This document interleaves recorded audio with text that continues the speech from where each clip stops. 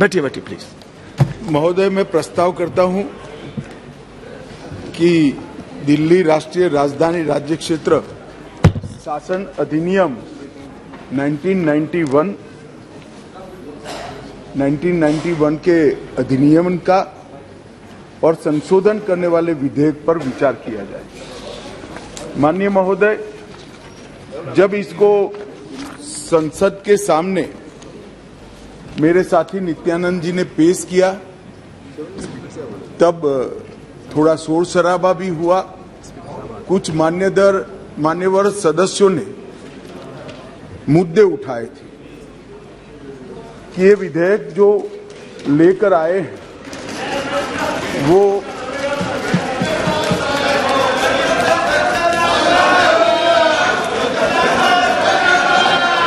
ऐसे ही सदन चलाओ तो अच्छा लगता है। लाने का अधिकार नहीं है। संविधान के तहत संसद की कॉम्पिटेंसी पर भी सवाल उठाए गए हैं और दूसरा ये मुद्दा उठाया गया कि विधेयक जो लेकर मैं इस सदन के सामने उपस्थित हुआ हूं वो विधेयक सुप्रीम कोर्ट के जजमेंट के भावनाओं के विरुद्ध है। मान्यवर, सबसे पहले मैं यह दोनों चीजों का बहुत डिटेल जवाब देना चाहता हूं क्योंकि उस वक्त जब मैं खड़ा हुआ विपक्ष का मूड सुनने का नहीं था। आज कुछ अच्छा भी मूड दिखता है। तो मान्यवर, जब तक कॉम्पिटेंसी का सवाल है,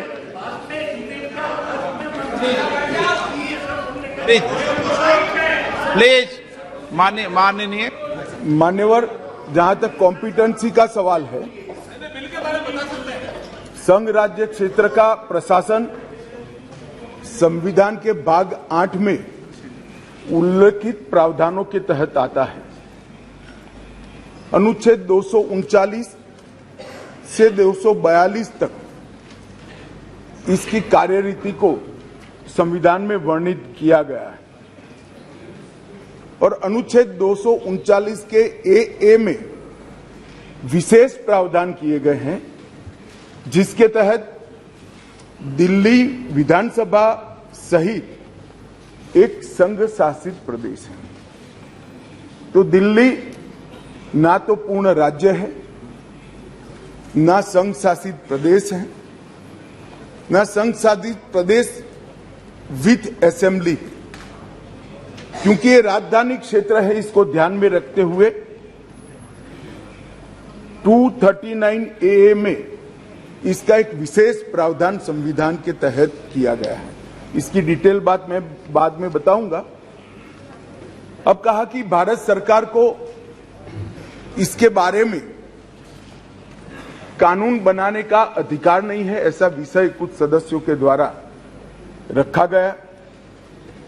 मैं इस सदन का ध्यान अनुच्छेद 239A3B की तरफ दिलाना चाहता हूं।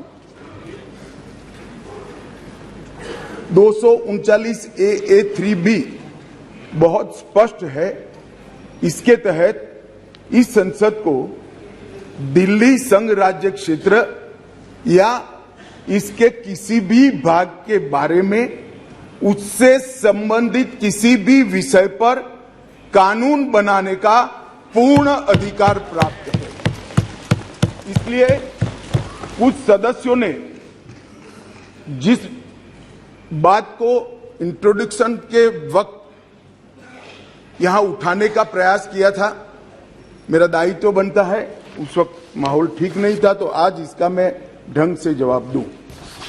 मान्यवर, कुछ सदस्यों ने यह भी कहा हाथ में सुप्रीम कोर्ट के जजमेंट रखकर कि ये सर्वोच्च अदालत के आदेश के उल्लंघन कर इसको लाया गया है। मैं वो सभी सदस्यों को विनती करना चाहता हूं कि आपने सर्वोच्च अदालत के आदेश का अपने मनपसंद हिस्सा ही पढ़ा है। जब सर्वोच्च अदालत के आदेश को सदन में कोट करते हैं तो संपूर्ण आदेश का अध्ययन होना जरूरी है। उसका दूसरा हिस्सा भी पारदर्शिता के साथ सदन के सामने रखना चाहिए। खैर, जिन्होंने नहीं रखा, मैं रख देता हूं मान्यवर। मैं स्पष्टता करना चाहता हूं कि ये विधेयक जो है, इसमें सर्वोच्च अदालत के निर्णय को जो उन्होंने रिफर किया है, उसके पैरा 86, पैरा 95 और विशेष कर पैरा 164F की ओर मैं ध्यान आकर्षित करना चाहता हूं। उसमें स्पष्टता से कहा है कि संसद को 239AA के तहत दिल्ली संघ राज्य क्षेत्र के किसी भी विषय पर कानून बनाने का अधिकार है। ये अदालत ने अपने जजमेंट के अंदर बहुत स्पष्ट कर दिया। मान्यवर, अब मैं थोड़ा विधेयक पर बात करना चाहूंगा। दिल्ली शासन, इसकी एक ऐतिहासिक पृष्ठभूमि है मान्यवर। दिल्ली की स्थापना 1911 में अंग्रेजों के शासन के द्वारा महरौली और दिल्ली दो तहसीलों को पंजाब प्रांत से अलग कर बनाई गई। 1919 और 1935 में ब्रिटिश सरकार ने चीफ कमिश्नर प्रोविंस का नोटिफिकेशन किया और दिल्ली को चीफ कमिश्नर प्रोविंस के तहत रखा गया। आजादी के बाद पट्टाभी सीतारामैया समिति ने दिल्ली को राज्य स्तर का दर्जा देने की सिफारिश की थी। हालांकि जब सिफारिश संविधान सभा के समक्ष आई, मेरा विपक्ष के सदस्यों को विनम्रता से अनुरोध है कि इस बात को जरा गौर से सुनेगा। पट्टाभी सीतारामैया समिति की सिफारिश जब सदन के सामने आई, तब पंडित जवाहरलाल नेहरू जी, श्रीमान सरदार पटेल, राजा जी, राजेंद्र प्रसाद और डॉक्टर अंबेडकर जैसे नेताओं ने इसका विरोध किया कि ये उचित नहीं होगा कि दिल्ली को पूर्ण राज्य का दर्जा दिया जाए। मैं फिर से एक बार रिपीट करता हूं, किस किसने विरोध किया था? पंडित नेहरू ने किया था, सरदार पटेल ने किया था, राजा जी ने किया, राजेंद्र प्रसाद जी ने किया और अंबेडकर जी ने भी इसका विरोध किया था। और उस वक्त पंडित नेहरू जी के एक चर्चा के हिस्से को मैं सदन के सामने रखना चाहता हूं। 2 साल पहले सदन ने एक समिति, सीतारामैया समिति की नियुक्ति की और अब जब रिपोर्ट आया है तब दुनिया बदल गई है, भारत बदल गया है और दिल्ली काफी हद तक बदल गई है। इसलिए दिल्ली में हुए इन परिवर्तनों की परवाह किए बगैर उस समिति की सिफारिशों को स्वीकार नहीं कर सकते और स्वीकार करना वास्तविकता से पूरी तरह मुंह मोड़ लेना होगा। एक समय तो नेहरू जी ने संविधान सभा के सदस्यों को यहां तक कहा कि चूंकि नई दिल्ली में 3/4 संपत्ति केंद्र सरकार की है, इसलिए तर्कसंगत यही होगा कि इसको केंद्र के अधीन रखा जाए।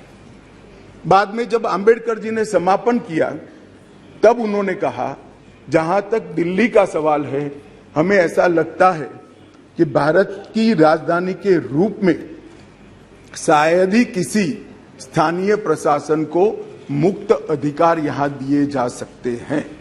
संयुक्त राज्य अमेरिका और ऑस्ट्रेलिया में जो राजधानी के क्षेत्र है, इसकी मिसाल भी उन्होंने वहां दी और उन्होंने कहा कि इसके लिए एक अलग व्यवस्था करनी चाहिए और संविधान सभा में इस पर जोड़ना चाहिए। खैर, मैं इसलिए कहता हूं कि आप जिस चीज का विरोध कर रहे हैं, ये सिफारिश किसकी थी ये आपको मालूम होना चाहिए।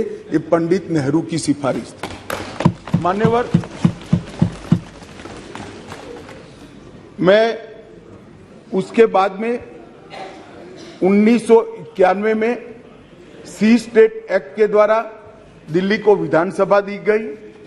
परंतु 56 में राज्य पुनर्गठन आयोग की सिफारिशों पर दिल्ली की विधानसभा हटाकर उसको संघ राज्य घोषित किया गया। लगभग 3 दशक तक ये व्यवस्था चलती रही। 87 में सरकारिया कमेटी बनी, जो बाद में बालाकृष्णन कमेटी के रूप में जानी गई, और 91 में 69वां संविधान संशोधन किया गया, और इसके बाद दिल्ली राजधानी राज्य क्षेत्र शासन अधिनियम 1991, जिसमें मैं आज संशोधन लेकर आया हूं, इसको इस महान सदन ने पारित किया गया। और वही विधेयक के अंदर, संविधान संशोधन के अंदर 239A, जिसका मैंने जिक्र किया, उसमें इस संसद को राजधानी क्षेत्र के किसी भी हिस्से के लिए और किसी भी कार्य के लिए कानून बनाने के लिए संपूर्ण अधिकार संसद को देने का काम किया गया। मान्यवर, समस्या कहां से समाप्त शुरू हुई? 1993 से व्यवस्था चली आ रही थी।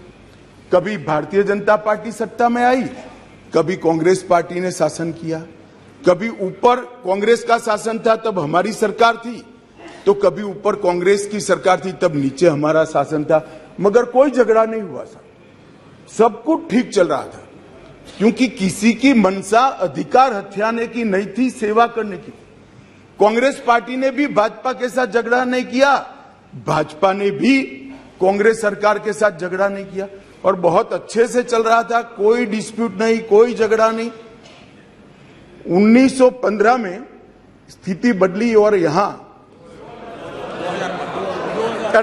2015 में यहां स्थिति बदली और यहां एक ऐसे दल की सरकार आई जिसका मकसद, मुझे कोई झिझक नहीं है कहने में, जिसका मकसद सेवा करना है ही नहीं, झगड़ा करना। माननीय अध्यक्ष जी अनेक पार्टियों के मुख्यमंत्री रहे, अनेक पार्टियों की मिलीजुली सरकार रही, शुद्ध रूप से सरकार रही, मगर राष्ट्र सेवा करने में और जन सेवा करने में किसी भी पार्टी को कोई दिक्कत नहीं आई। मैं बाद में बात करूंगा क्या दिक्कत है वो, उसकी भी डिटेल बात करूंगा, प्रॉब्लम क्या है वो। प्रॉब्लम ट्रांसफर पोस्टिंग के अधिकार का नहीं है, विजिलेंस को कंट्रोल में लेकर बंगला जो बना दिया है, इसका सत्य छुपाना है। जो भ्रष्टाचार हो रहा है, इसका सत्य छुपाना है। मान्यवर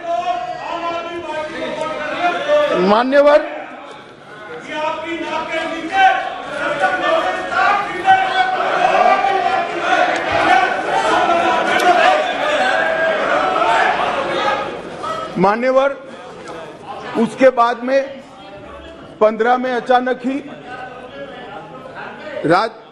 दिल्ली राज्य सरकार ने एक विषय सर्कुलर निकाला, जिसमें उन्होंने ट्रांसफर पोस्टिंग के अधिकार अपने हाथ में लिए। केंद्र सरकार ने एक नोटिफिकेशन निकाला, उसको हाईकोर्ट में चैलेंज किया गया। हाईकोर्ट का फैसला केंद्र सरकार के पक्ष में आया, इसको सुप्रीम कोर्ट में चैलेंज कर दिया गया, उसमें खंडित जनादेश आया, फिर संविधान पीठ बनी। संविधान पीठ ने कुछ फैसले कर नीचे फिर से 2 जजों की बेंच को दिया, उसमें भी सहमति नहीं बन पाई, और फिर से संविधान पीठ बनी जिसने अभी अभी फैसला दिया। मान्यवर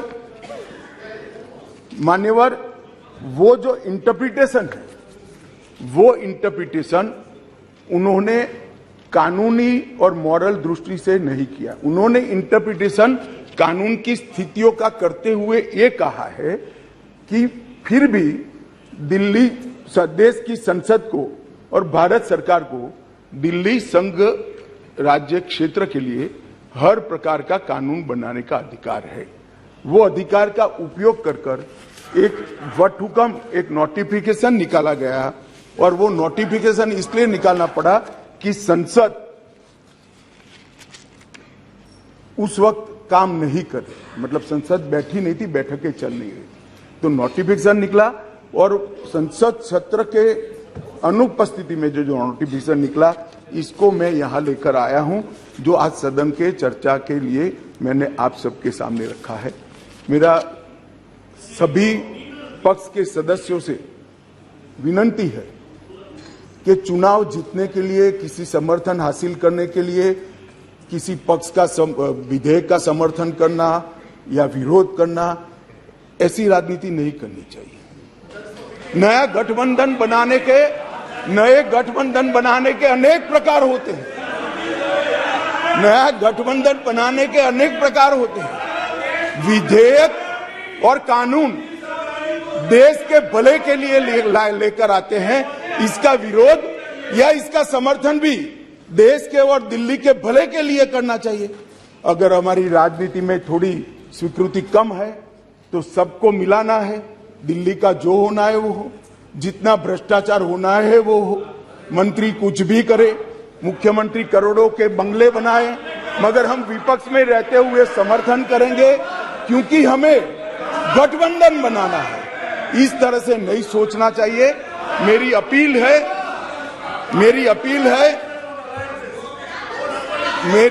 है विपक्ष के सदस्यों को कि आप दिल्ली की सोचिए, अलायंस की मत सोचिए। अलायंस से फायदा नहीं होने वाला है। अलायंस होने के बाद भी पूर्ण बहुमत से नरेंद्र मोदी प्रधानमंत्री बनने वाले हैं। इसलिए ये अलायंस के कारण जनता के हितों की बलि मत चढ़ाइए। जनता सब देख रही है। अलायंस कर आप अगर ऐसा सोचते हो, कि जनता का विश्वास हासिल कर दिया जाएगा। जनता का विश्वास आपको मिला था, मगर जिस तरह से 10 साल यूपीए ने शासन चलाया, 12 लाख करोड़ के घपले घोटाले करे, इसलिए आज वहां बैठे। और मैं फिर से कहना चाहता हूं, दिल्ली सरकार के घपले घोटाले भ्रष्टाचार को प्रछिन्न रूप से अलायंस की गरज के कारण मदद कर रहे हो। पूरा देश देख रहा है और पूरा देश चुनाव में इसका हिसाब किताब करेगा। मान्यवर, मैंने ये सदन के सामने रखा है बिल को। मेरा सभी से निवेदन है कि अलायंस के मद्देनजर इस पर अपना अभिप्राय न करे। देश के और राजधानी क्षेत्र के भले के लिए न्यूट्रलिटी से बात करे। और वैसे भी मैं बता देता हूं, विशेषकर कांग्रेस पार्टी वालों को, कि ये बिल पारित होने के बाद वो अलायंस में आपके साथ आने वाले नहीं है। तो जो सच है वो करिए।